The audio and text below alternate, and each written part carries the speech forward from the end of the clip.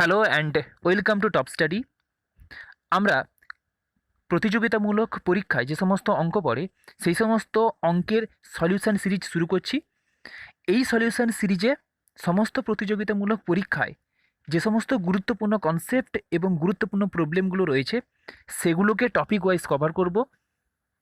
আর এই সলিউশন সিরিজটা একবার তোমরা কমপ্লিট করে নিলে তোমরা বুঝতে পারবে যে যে কোনো প্রতিযোগিতামূলক পরীক্ষায় যে সমস্ত প্রবলেম পড়ছে সেই সমস্ত প্রবলেমগুলো এই সিরিজ থেকে 100% কমন আসবে। কারণ এই ভিডিওতে আমরা সেই সমস্ত প্রবলেমগুলোকে নিয়ে আলোচনা করব বেসিক্যালি, যেগুলো হচ্ছে তোমাদের এক্সাম ওরিয়েন্টেড, অর্থাৎ বিভিন্ন কম্পিটিটিভ এক্সামের জন্য গুরুত্বপূর্ণ। এবং আমরা বিগত বছরের যে সমস্ত গুরুত্বপূর্ণ কোশ্চেনগুলো আছে সে সমস্ত কোশ্চেনগুলোকেও এই ভিডিও সিরিজে ইনক্লুড করেছি। তাই এই ভিডিও সিরিজে আজকের পার্টে আমরা শতকরা বা পার্সেন্টেজ চ্যাপ্টারটির কয়েকটি বেসিক কনসেপ্ট এবং প্রবলেম নিয়ে আলোচনা করব। তাই তোমরা বুঝতেই পারছো এই ভিডিও সিরিজটি খুবই গুরুত্বপূর্ণ হতে চলেছে। তাই আজকের এই ভিডিওটিকে তোমরা প্রথম থেকে শেষ পর্যন্ত মনোযোগ সহকারে দেখো। আর হ্যাঁ, এই ভিডিও সিরিজের নতুন যে সমস্ত ভিডিওগুলো আসবে সেই সমস্ত ভিডিওগুলো নোটিফিকেশান পাওয়ার জন্য আমাদের ফেসবুক পেজটিকে লাইক এবং ফলো করে নাও, এবং আমাদের ইউটিউব চ্যানেলে প্রথম এসে থাকলে আমাদের চ্যানেলটিকে সাবস্ক্রাইব করে নাও এবং পাশের দেওয়া বেল আইকনটি অন করে দাও, যাতে নেক্সট ভিডিওগুলোর নোটিফিকেশান সবার প্রথমে তোমাদের কাছে চলে আসে। তাহলে চলো আজকের যে মেন টপিকটি সেখানে আসা যাক। দেখো, ফার্স্ট যে কোশ্চেনটি দিয়েছে সেটা কি দিয়েছে, যে নিচের ভগ্নাংশগুলোকে আমরা শতকরায় প্রকাশ করব। বেসিক্যালি আমি বললাম যে প্রথমে আমরা বেসিক লেভেল থেকে শুরু করব এবং একদম পার্সেন্টেজ চ্যাপ্টারের পার্টে পার্টে হাই লেভেল পর্যন্ত যাব। ফার্স্ট যে জিনিসগুলো দিয়েছে সেটা হচ্ছে নিচের ভগ্নাংশগুলিকে শতকরায় আমাদের প্রকাশ করতে হবে। বেসিক্যালি দেখো, এখানে যেটা দিয়েছে 3/8, ফার্স্ট যে কোশ্চেনটি দিয়েছে কত 3/8, এটাকে শতকরায় প্রকাশ করতে হবে। আচ্ছা, ভগ্নাংশ থেকে শতকরায় যেতে গেলে আমাদের কি করতে হয়? ভগ্নাংশ থেকে শতকরায় যেতে গেলে জাস্ট আমাদের 100% দিয়ে গুণ করতে হয়। তাহলে এখানে দিয়েছে 3/8, এটা যেহেতু একটা ভগ্নাংশ, এটাকে শতকরায় প্রকাশ করলে ইন্টু 100% করে দেব। আর এটাকে যদি আমরা একটু সিম্পলিফাই করি, একটু সরল করে ফেলি, তাহলে কত দাঁড়াবে? এটাকে মিশ্র ভগ্নাংশে পরিণত করলে কত দাঁড়াবে? 37.1/2%। এটা তোমরা আশা করি করতে পারবে। যদি না পারো তাহলে বলে দিচ্ছি, দেখে নাও কী করে করবে। প্রথমে কাটাকাটি করে নেবে, 4 দুনে 8, 25 4 100, তাহলে কত দাঁড়াবে? এটা 25 3 75/2%। এবার 75/2কে ভাঙলে, অর্থাৎ মিশ্র ভগ্নাংশে প্রকাশ করলে এটা দাঁড়াবে কত? 37.1/2%। ঠিক আছে, তোমরা স্ক্রিনশট নিতে চাইলে নিয়ে নিতে পারো। নেক্সট, তারপরে দেখো 2/3। 2/3কে একইভাবে আমরা কিসে প্রকাশ করব? শতকরায় প্রকাশ করব। শতকরায় প্রকাশ করলে কি করে করব? আমরা ইন্টু 100% করে দেবো। 2/3 ইন্টু 100% দিলে এটা কত হয়ে যাবে? এটা হয়ে যাবে 200/3%। এটাকে আরেকটু সিম্পলিফাই করলে কত দাঁড়াবে? 66.2/3%। ক্লিয়ার? তাহলে এটা 2/3-এর শতকরায় প্রকাশ করলে কত দাঁড়াবে? 66.2/3%। ঠিক আছে, এইভাবে আমি দুটো তোমাদের কিভাবে করতে হবে বলে দিলাম, কারণ এখানে 10টা প্র্যাকটিসের জন্য তো বেসিক্যালি তোমাদের দিয়ে দিয়েছি। বাকি যে 8টি রয়েছে তোমরা সেগুলো ঘরে নিজের থেকে করার চেষ্টা করো, দিলে তোমাদের প্র্যাকটিস হবে। বেসিক্যালি করবেটা কি, এখানে আমি আবারও একবার বলে দিই যে 100% দিয়ে গুণ করবে, দিয়ে সেটাকে সরল করবে। বাকি যে 8টি কোশ্চেন রয়েছে সেগুলোকে তোমরা ঘরে নিজের থেকে প্র্যাকটিস করো বা নিজের থেকে ট্রাই করো। যদি না হয় তাহলে কমেন্ট সেকশনে কমেন্ট করে জানিও। আমি পরবর্তী ভিডিওর প্রথমে তোমাদের এই কমেন্টগুলোকে শর্ট আউট করার চেষ্টা করবো এবং শর্ট আউট করে দেবো অবশ্যই। ক্লিয়ার? তোমরা কমেন্ট সেকশনে কমেন্ট করে জানাবে যে কোন প্রবলেমগুলো হয়নি। চলো নেক্সট কোশ্চেনটি দেখে নেওয়া যাক। দেখো, 2-এর দাগের যে কোশ্চেনটি দিয়েছে, যে 135 এর 35%, এক্সের 45% হলে এক্সের মান নির্ণয় করো। এটা পুরো অ্যাজ ইট ইজ যেমন প্রশ্নে দিয়েছে সেরকম যদি আমরা একটু করে যাই তাহলে কেমন দাঁড়াবে বলো? 135, তার কত পার্সেন্ট? 35%। 135-এর 35% এর বলেছে মানে ইন্টু হবে, এটা ইকুয়াল টু এক্স এর কত পার্সেন্ট? 45%। আচ্ছা, এক্ষুনি যেটা আমাদের করতে হবে সেটা হচ্ছে 35/100 এক্স ইন্টু 45/100, কারণ পার্সেন্টেজ তুললে ওটা ডিভাইডেড বাই 100 হয়ে যায়। তাহলে 100 কেটে যাবে, বাকি থাকবে 5 9 45, 5 7 35, 9 দিয়ে কাটলে 9 কে 9, 15 9 135। তাহলে এক্সের ভ্যালুটা কত বেরিয়ে পড়বে? X equal to 15 into 7, that is equal to 105। তাহলে এক্সের ভ্যালু কত বেরিয়ে গেল? 105। তাহলে এক্সের মান নির্ণয় করলে কত দাঁড়াচ্ছে? 105। তোমরা এটাকে স্ক্রিনশট নিতে চাইলে নিয়ে নিতে পারো। তাহলে 135-এর 35% ইকুয়াল টু এক্সের 45% হলে এক্সের মান হবে কত? 105। ঠিক আছে, স্ক্রিনশট নিয়ে নিতে পারো। চলো নেক্সট কোশ্চেনটি দেখা যাক। নেক্সট যে কোশ্চেনটি দিয়েছে সেটা কি দিয়েছে? যে 180 টাকার, আচ্ছা এখানে একটু কথা বলা হয়েছে, একটা কনসেপ্ট লাগবে কাজে, সেটা হচ্ছে কি যে 0.12 বার, 0.12 বারকে আমি পার্সেন্টেজ এখন তুলছি না, অর্থাৎ 1-2 বার মানে এটা হচ্ছে পৌনঃপৌনিক। আচ্ছা, এটাকে যদি আমরা ভগ্নাংশে প্রকাশ করি কেমন দাঁড়াবে? ভগ্নাংশে প্রকাশ করলে এরকম দাঁড়াবে যে প্রথমে যেটা হবে সেটা হচ্ছে 12 মাইনাস, মানে বার যদি না থাকে তাহলে কোন সংখ্যাটি আছে? 12 আছে। 12 মাইনাস বিয়োগ হবে কত? যতগুলো সংখ্যার উপর বার নেই বা পৌনঃপৌনিক নেই সেই সংখ্যাটা বিয়োগ হয়ে যাবে। তাহলে 12 মাইনাস 1 ডিভাইডেড বাই নিচে যতগুলো সংখ্যার উপর পৌনঃপৌনিক আছে ঠিক ততগুলো নয়, এবং যতগুলো সংখ্যার উপর পৌনঃপৌনিক নেই, যতগুলো সংখ্যার উপর পৌনঃপৌনিক নেই তাহলে ততগুলো শূন্য। তাহলে আমি আরেকবার বলে দিই কী করলাম, যে পৌনঃপৌনিক থেকে আমাদের ভগ্নাংশে পরিণত করতে হলে কি করতে হবে, যে প্রথমে যেই সংখ্যাটি দেওয়া আছে পৌনঃপৌনিক ছাড়া প্রথমে সেটাকে লিখতে হবে, তারপরে মাইনাস যতগুলো সংখ্যার উপর পৌনঃপৌনিক নেই বা যে সংখ্যাটার উপর পৌনঃপৌনিক নেই সেই সংখ্যাটাকে বিয়োগ করতে হবে, ভাগ করতে হবে কত দিয়ে, তারপরে হবে ডিভাইডেড বাই যতগুলো সংখ্যার উপর পৌনঃপৌনিক আছে ততগুলো নয়, এবং যতগুলো সংখ্যার উপর পৌনঃপৌনিক নেই ঠিক ততগুলো শূন্য। দিলে এটাকে সরল করলে কত হয়ে যাবে? 11/90। তাহলে 0.12 বার এর ভ্যালু কত হয়ে গেল? 11/90, মানে এটাকে ভগ্নাংশে প্রকাশ করলে। এবার আমরা প্রবলেমে আসছি, দেখো তাহলে এক্ষুনি মনে রাখবে যে 0.12 বার সমান কত হবে? 11/90। এটা হচ্ছে 11/90, এটা হবে 0.1 বারের ভ্যালু। এবার এটাকে যদি আমরা প্রকাশ করি এরকম, তাহলে 180 টাকার বলেছে মানে ইন্টু 0.12কে এক্ষুনি কী বললাম আমরা? 11/90 ইন্টু, আচ্ছা এখানে দেখো পার্সেন্টেজকে ভাঙলে আমরা 100 দিয়ে ভাগ করি, 100 দিয়ে না ভাগ করে আমি বললাম কি আমি 1/100 দিয়ে গুণ করছি। 100 দিয়ে ভাগ করা যা 1/100 দিয়ে গুণ করাও একই, এই কারণে করলাম কি 1/100 দিয়ে গুণ করলাম। কাটাকাটি করলে কত দাঁড়াবে? এটা কাটাকাটি করলে, আচ্ছা এত টাকা ক্লিয়ার। তাহলে এটাই কাটাকাটি করলে 2/100, আচ্ছা 9 দুনে 18, 2/100 টাকা ক্লিয়ার। আচ্ছা এখানে 2 নয় 22, এখানে একটা 11 ছিল না, তাহলে 22/100 টাকা। এবার এটাকে তুমি যদি পয়সায় করে নিতে পারো তাহলে কত দিয়ে ভাগ করে গুণ করবে? 22/100 গুণিতক 100 দিয়ে গুণ করলে ওটা পয়সা হয়ে যাবে, এটা তাহলে টাকা হবে না আর পয়সা হবে। তাহলে অ্যান্সার কত হয়ে যাবে? 22 পয়সা। 22 পয়সা। তাহলে ওই যে ভ্যালুটা দিয়েছিল 180 টাকার 0.12 পৌনঃপৌনিক% এর ভ্যালু কত বেরিয়ে যাচ্ছে? 22 পয়সা। তাহলে 22 পয়সা হবে এর সঠিক অ্যান্সার। তোমরা এটার স্ক্রিনশট নিতে চাইলে নিয়ে রাখতে পারো। চলো নেক্সট কোশ্চেনটি দেখা যাক। এরপরে নেক্সট যে কোশ্চেনটি দিয়েছে দেখে নাও। নেক্সট 4 নম্বর দাগের যে কোশ্চেন, 3 নম্বর দাগে তো আমরা এক্ষুনি করে নিয়ে এলাম। 4 নম্বর দাগের যে কোশ্চেনটি দিয়েছে, কোন সংখ্যার 60% 30 হলে সংখ্যাটি কত? সোজা কথা হচ্ছে কোন সংখ্যার 60% 30 হলে সংখ্যাটি কত? কোন সংখ্যাটা আমরা মনে করলাম কত? এক্স। তাহলে এক্স এর 60% বলেছে কত? 30। এক্স এর 60% বলেছে 30। আচ্ছা, তাহলে এক্স এর 60 বাই কত হবে? এটা 100। এটা সমান কত হবে? 30।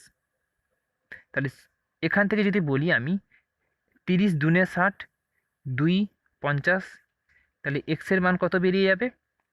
এক্স এর মান বেরিয়ে যাবে 50। কত বেরিয়ে যাবে? 50। অর্থাৎ এটাকে তোমরা যদি সিম্পলিফাই করো তাহলে এখান থেকে এক্স এর মান বেরোবে কত? X equal to 50। আচ্ছা, এটাকে আমি আরেকটি পদ্ধতির মাধ্যমে করব, সেটা হচ্ছে শর্টকাট পদ্ধতি বলতে পারো, বা পার্সেন্টেজের একটা নিয়ম আছে, সেই পদ্ধতির মাধ্যমে করব। এটাকে তোমরা স্ক্রিনশট নিতে চাইলে নিয়ে রাখতে পারো। এরপরে আমি নেক্সট টাইপটি করছি, বা নেক্সট যে প্রসেসটি আছে, সেকেন্ড অ্যাপ্রোচ যেটাকে বলা হচ্ছে, সেই অ্যাপ্রোচটা করছি। দেখো, আমি এখানে বলেছি কি যে 60%-এর ভ্যালু কত? 60%-এর ভ্যালু হচ্ছে 30। ঠিক, কোনো সংখ্যার 60% মানে কি? 60%-এর ভ্যালু দিয়েছে কত? 30। একটা কথা মাথায় রাখতে হবে সবসময়, সেটা হচ্ছে যে শতকরায় মোট পরিমাণকে 100% হিসেবে ধরা হয়, আর ভগ্নাংশের মোট পরিমাণকে 1 হিসাবে ধরা হয়। তাহলে এখানে কত দাঁড়াবে? 60%কে আমরা যদি 1% করে নিই, আমাদের 30/60 হয়ে যাবে। ক্লিয়ার? এবার আমাদের বের করতে হবে মোট সংখ্যাটা কত, বা অ্যাকচুয়াল সংখ্যাটা কত। অ্যাকচুয়াল সংখ্যাটাকে বের করানোর জন্য আমাদের কি করতে হবে?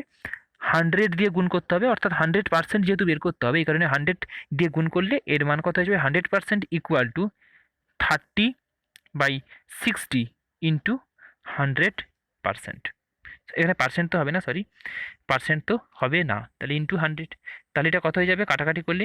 30 দুনে 60, 2 50, তাহলে 50 হবে। এইভাবে করলেও তোমার 50 হবে। ক্লিয়ার? তোমরা এটার যদি স্ক্রিনশট নিয়ে রাখতে পারো তাহলে নিয়ে নিতে পারো, কোনো অসুবিধা নেই।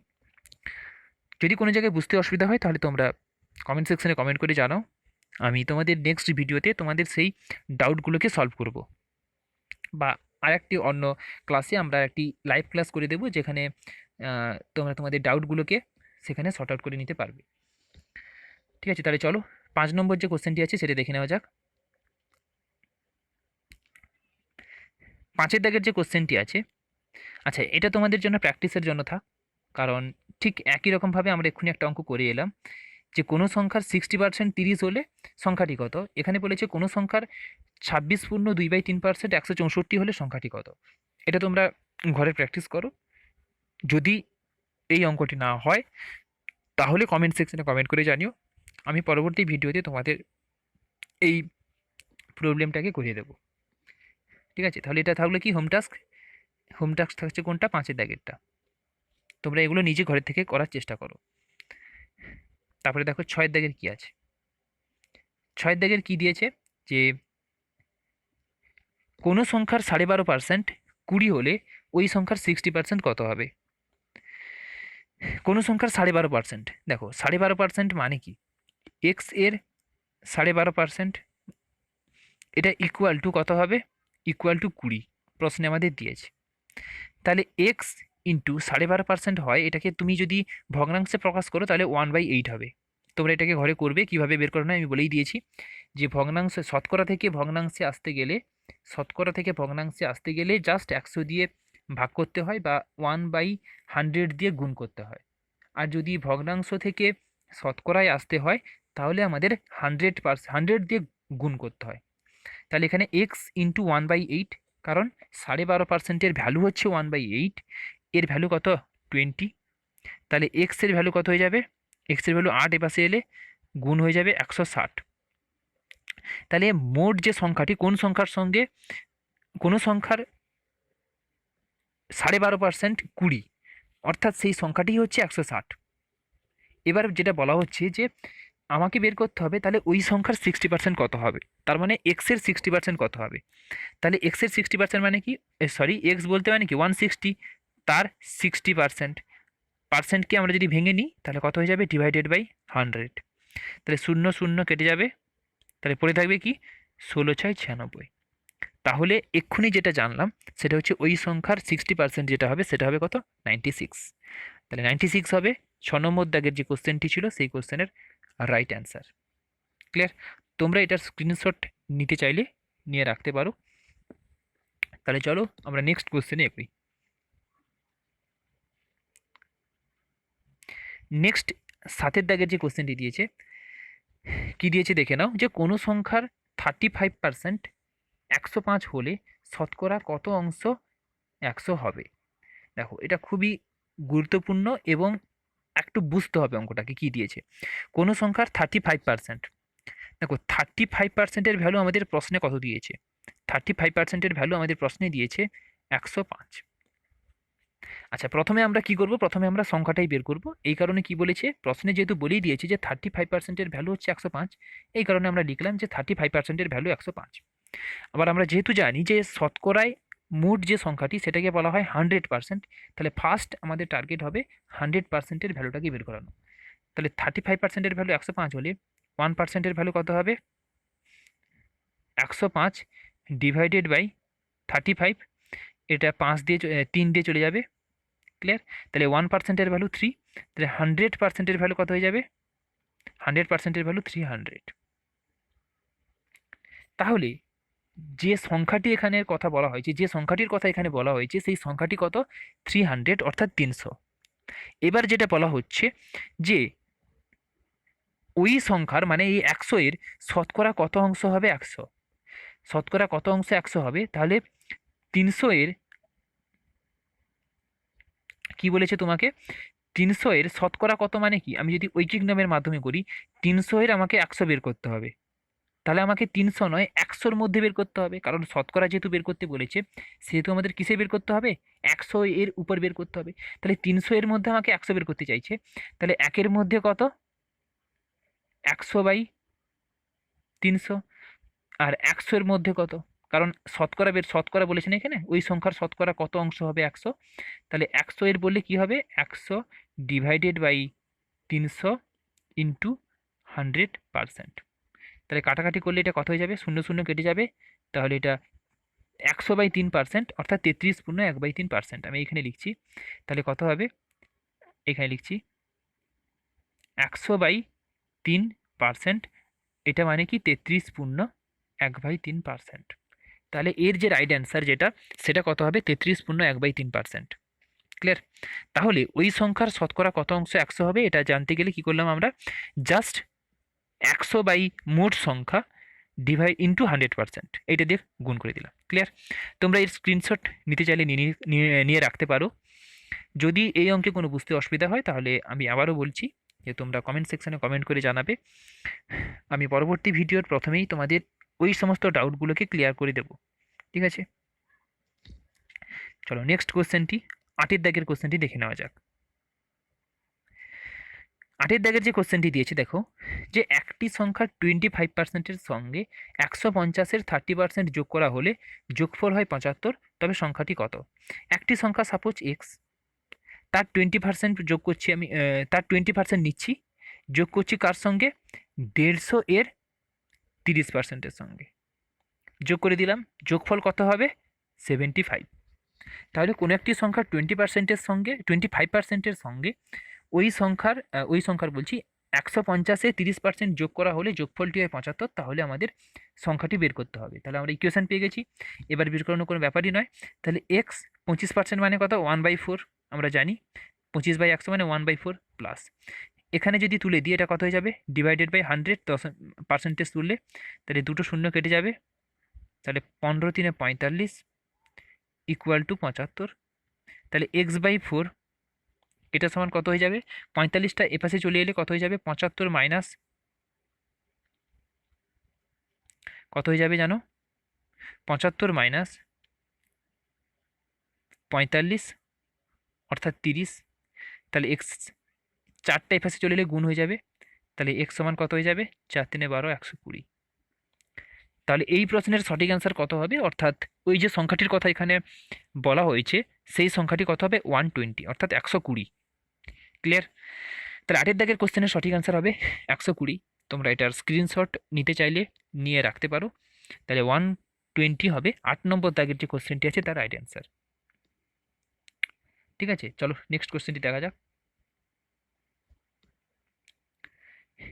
এই কোশ্চেনে কি দিয়েছে, যে প্রতি কেজি আপেলের মূল্য 25% বৃদ্ধি পাওয়ায় আপেলের মূল্য মোটের উপর 12 টাকা বৃদ্ধি পায়, তবে আপেলের নতুন মূল্য কত? দেখো, এটা খুবই সাধারণ একটা কোশ্চেন বলেছে যে আপেলের মূল্য 25% বৃদ্ধি পেয়েছে। 25% বৃদ্ধি পেয়েছে মানে কি?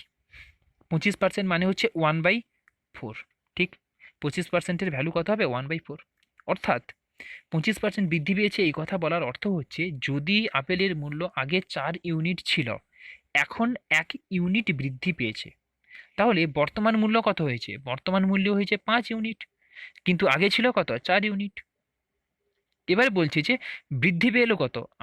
আগে ছিল 4 ইউনিট, এখন হয়েছে 5 ইউনিট, তাহলে বৃদ্ধি পেয়েছে কত? 1 ইউনিট। তাহলে এই 1 ইউনিটের ভ্যালু প্রশ্নে দিয়েছে 12 টাকা। কত দিয়েছে? 12 টাকা। আমাদের বের করতে বলেছে কি? যে আপেলের নতুন মূল্য, অর্থাৎ বর্তমান মূল্যটা, মানে 5 ইউনিটের ভ্যালুটা বের করতে বলেছে। তাহলে 5 ইউনিটের ভ্যালু বের করতে গেলে কত হয়ে যাবে? 12 × 5 = 60। তাহলে আপেলের বর্তমান মূল্য প্রতি কেজি কত হয়ে যাবে? 60 টাকা। যদি তোমাকে চাইতো যে আপেলের প্রাথমিক মূল্য কত হবে, তাহলে আমরা গুণ করতাম 4-এর সঙ্গে, অর্থাৎ 12×4 = 48 টাকা হয়ে যেত আপেলের আগের মূল্য। এখন 25% বৃদ্ধি পেয়েছে, মানে তার 1/4 বৃদ্ধি হয়, বর্তমান মূল্য যেটা হয়েছে সেটা হবে 60 রুপিস। ঠিক আছে, তোমরা এটা স্ক্রিনশট নিতে চাইলে নিয়ে নিয়ে রাখতে পারো।